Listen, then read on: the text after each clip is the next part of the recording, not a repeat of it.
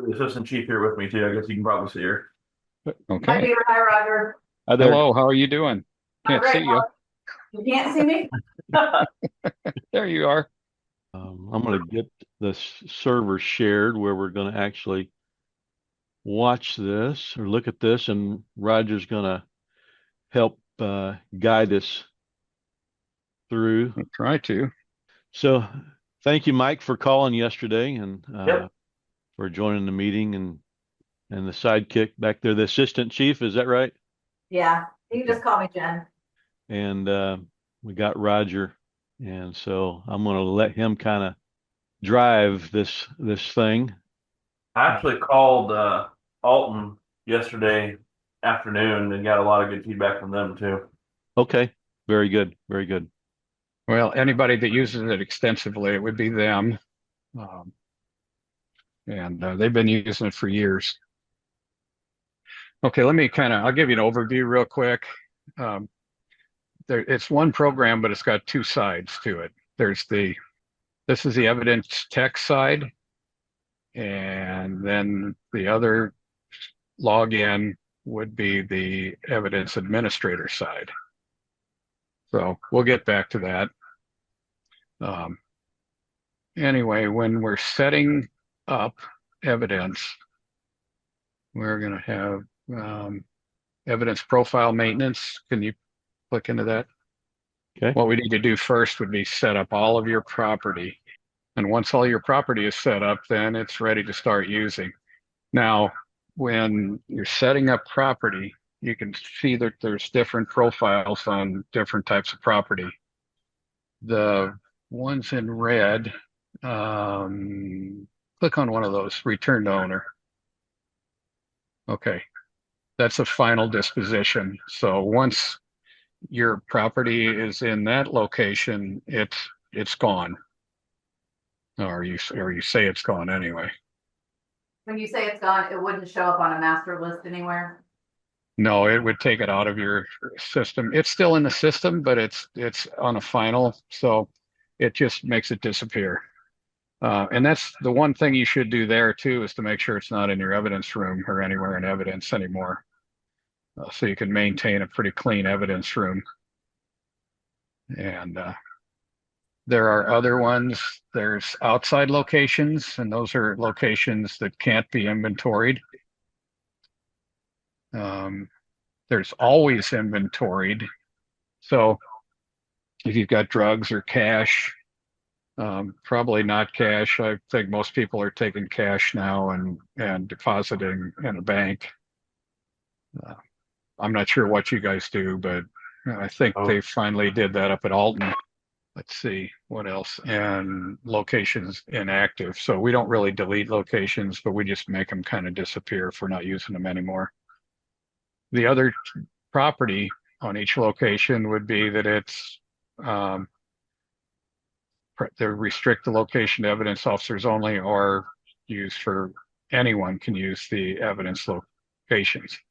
Now, what we mean by evidence officers, and that's not an administrator, that's anybody that's designated to work with evidence in your department.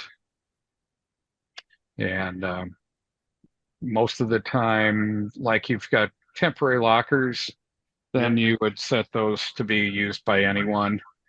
Anything in the evidence room, then you could restrict that to your evidence officer or officers. So that's how the locations go. Final dispositions, go ahead and click that. So you can have returned to owner, destroyed, anything that you need on a final location. Yeah, you can have evidence or even abandoned property, found property, or safekeeping. I don't know whether you do any of those things. Yeah. Okay. Those can be defined. And go to that one, barcoding. That's where you set your barcode printer name and your barcode label size. So once the property locations are set up, you can start entering evidence, and typically it's entered through LAWMAN. And Peter, already did one, and that would be the alcoholic beverages. So you probably you can probably already do this. Yeah, we do. We use Yeah, that module part already. yeah, okay. Figured you did. The new evidence just kind of expounds on it, and it gives you a tool to work with evidence. With regular lawman evidence, it's just there. It's marked as evidence, and basically it doesn't go much further than that. And you do the chain of custody. One of the things that is designed into this system is the review date. Okay. On your lawman property. There is a review date button and a review date field. Now you can click review date. Okay. And then you can drop that down and you can go. It gives you a few selections. So if you want to keep it for 2-3 years or whatever, it'll calculate that date for you. That's something that the officer, when they enter the evidence, has to set up, or is that set up by the evidence custodian? Either. Okay. I don't think it's restricted, but the evidence custodian should always be pretty vigilant of that. And that's if you want to keep your evidence room cleaned up. I've over the years seen, yes, who doesn't? That's kind of why we're wanting to go to this, is to have something simpler, and like we're writing on the handwriting on the bags and the ink smears on the bags. We're just trying to clean it up. Yes, I get that. Okay, so Peter put a evidence review date in there of like yesterday. Okay. Okay, recovered date is 11. Okay, review date, and I'm going to choose calendar. And yesterday, Okay. recovery time up. Let's just do recovery the next day. Good thing I put it on the 10th. There we go. Okay. Make sure it kept everything. It did. It Okay. did. Okay. So let's go back in and I'll show you the tool in evidence. So Okay. you can exit out of that. Okay. And review request disposal. Go ahead and click that tab. Okay. So you can see now that that piece of property shows up as being ready for a review. Tells you what it is when you click on it. And let's say we want to let's drop that location. Okay. And let's say return to owner. Reason ordered by judge. And we'll say no. No, we don't need any notes. Okay. Okay. And then click request disposal. Hope all this is going to work. Okay. Let's jump over on the admin side Okay. of evidence. All right. Okay. And there, that turns red. Click on that item.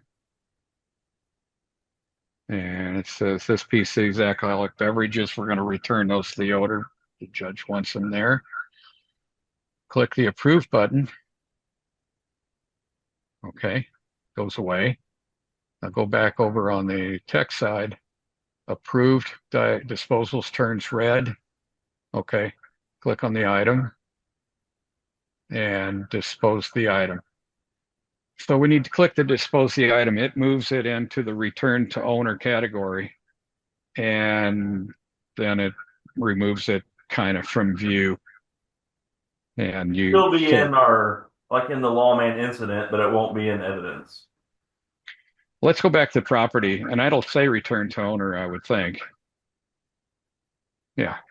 So it works the same as if you add a chain of custody item and choose the return to owner for the location manually. Yeah, but you can't manually do that anymore.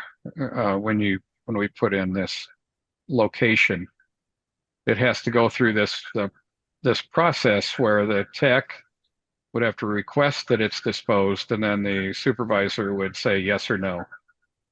And then once the supervisor says yes, then the tech can follow through with that disposal. So the changing of the location manually goes away, You can change manually, but not to a final. not to a final. Got it. Yes. Yeah, it requires the give and take. It, it requires a conspiracy, I guess.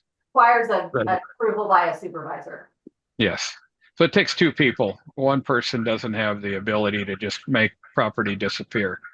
So if you are the supervisor, You can't do it. you have to have somebody else review it.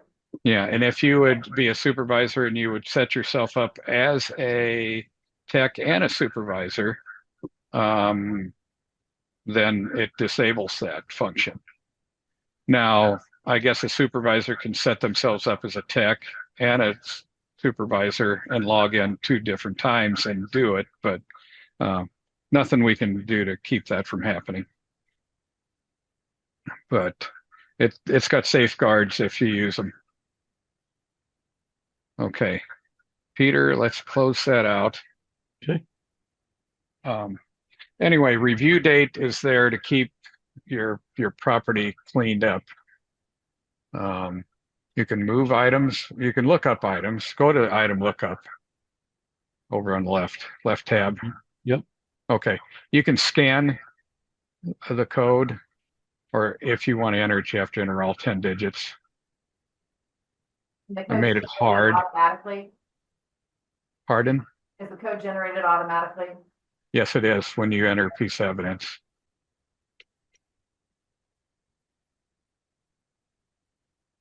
That can be done by scanning the barcode. It's actually designed to use a scanner.